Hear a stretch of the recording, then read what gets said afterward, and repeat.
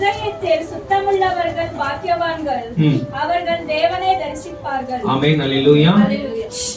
இருதயத்திலே சுத்தம் உள்ளவர்கள் பாக்கியவான்கள், அவர்கள் தான் தேவனை தரிசிக்க முடியும். அல்லேலூயா. இந்த நாள் செய்தியின் தலைப்பு இருதயம் என்ற தலைப்பிலே நான் உங்களோடு கூட பேச விரும்புகிறேன். ஆமென். கர்த்தர் எதை பார்த்து கொண்டு இருக்கிறார் என்றால், அவர் நம்மளுடைய இருதயத்தை தான் அவர் பார்த்து கொண்டிருக்கிறார். அல்லேலூயா. அவர் நம்மளுடைய சொத்தை பார்க்கவில்லை, நம்மளுடைய செல்வத்தை பார்க்கவில்லை, நம்மளுடைய வேலையும் பார்க்கவில்லை. ஆமென். இந்த எல்லாமே, இந்த சொத்து பார்க்கிறது எல்லாமே இந்த உலக ஜனங்கள் பார்க்குவார்கள். உங்களுடைய வீடு நல்லா இருந்துச்சுன்னா இந்த உலக ஜனங்கள் பார்க்குவார்கள். ஆனா அண்ட சராசரங்களை உண்டாக்கின கர்த்தர், வானம் எனக்கு சிங்காசனம், பூமி எனக்கு பாதபடி, நட்சத்திரங்களை பேச அழைக்கிற தேவன், அவர் பார்க்கிறார் ஒரு விஷயம் எது என்றால், இந்த உலகத்திலேயே அவர் உங்களுடைய இருதயத்தை பார்த்து கொண்டிருக்கிறார். ஆமென். அல்லேலூயா. வேதம் சொல்லிக் கொண்டிருக்கிறது, ஆண்டவராகிய இயேசு கிறிஸ்து மலை பிரசங்கம் பண்ணும்போது அந்த இடத்துல திரளான ஜனங்கள் இருந்தார்கள். ஆமென். அல்லேலூயா.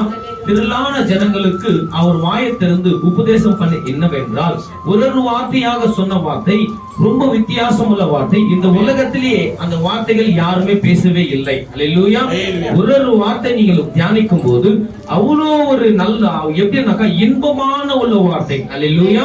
அந்த வார்த்தைகள் எப்படி இருக்கும் என்றால், கேட்டு நின்றால் இன்னும் கேட்கலாம், இன்னும் அதிகமாக கேட்கலாம் என்று உங்களுடைய ஆத்மாவுக்கு சந்தோஷம் கொடுக்கிற ஒரு வார்த்தை எது என்றால், நான் இது சொன்னா என்றால் மல பிரசங்கம் உள்ள ஒரு வார்த்தைகள் வேதத்திலே ரொம்ப ஸ்பெஷலான வார்த்தைகள் தான். ஆமென்.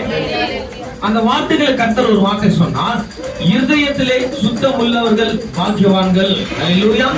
என்றால் இந்த இருதயத்துல தான் பொல்லாத சிந்தனைகள். அல்லேலூயா. இந்த இருதயத்தில் தான் நிறைய பேருடைய கவலைகள் இதுல தான் அடங்கி இருக்கிறது. அதுதான் கர்த்தர் சொன்னார், பாருங்கப்பா, உங்களுடைய இருதயம் சுத்தமா இருந்தால் நீங்க தேவனை பார்க்க முடியும். ஆமென். நீங்கள் இருதயத்திலே சுத்தமா இருந்தால் நான் உங்களுடைய இருதயத்துல நாம் தங்க முடியும். ஆமென். இந்த நாளிலே நம்மளுடைய இருதயம் எப்படிப்பட்ட காரியங்களாக நிரம்பி இருக்கிறது. அல்லேலூயா. நம்மளுடைய இருதயத்துல எது ஸ்டோரேஜாக இருக்கிறது. அல்லேலூயா.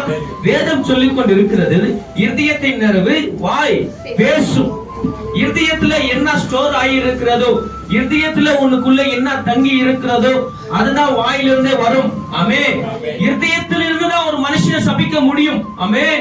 இருதயத்திலிருந்து தான் ஒரு மனுஷனை திட்ட முடியும். இருதயத்திலிருந்து தான் ஒரு மனுஷனை நீ சபிக்க முடியும். இருதயத்திலிருந்து தான் நீ பேச முடியும். நான் உலகத்துக்கு பேசாம தேவனுக்காக எழுப்பி பிரகாசிங்க. தேவனுக்காக எழுப்பி பிரகாசிங்க. உங்க குடும்பம் கர்த்தர் ஆசீர்வதிக்குவா. ஆமென்.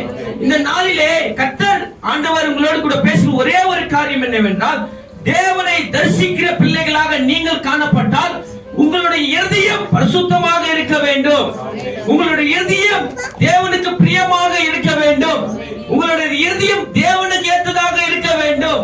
உங்களுடைய இருதயம் தேவனுக்கு உங்களுக்கும் கனெக்டிங்காக ஒரு விஷயம் இந்த உலகத்தில் இருக்குது என்றால் அது இருதயம் தான். ஆமென்.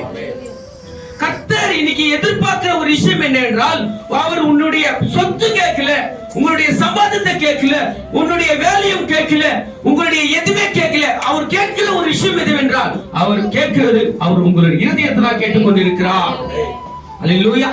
அதுதான் தேவாதி தேவன் சொல்லிக் கொண்டிருக்கிறார். இந்த உலகத்திலே நீங்கள் எங்கனா போங்க, ஏமாத்துவாங்க, பொய் சொல்லுவாங்க, வேண்டாத வார்த்தைகள் சொல்லுவாங்க. நீங்கள் இது பண்ணால் இது நடக்கும் என்று சொல்லுவாங்க. நீங்கள் எது கொடுத்தால் இது செய்வார், இது நடக்கும் என்று பேசுவாங்க. ஆனா கர்த்தர் சொல்றாரு, நீ என்ன பார்க்கணுமா, நீ என்னோடு கூட பேசணும் என்றால் உன்னுடைய இருதயத்தை மட்டும் நீ சுத்தமா வை. நான் உள்ளத்துல வந்து நான் உன்னை தங்குவேன் என்றுதான் கர்த்தர் இந்த நேரத்துல பேசிக் கொண்டிருக்கிறார். அல்லேலூயா.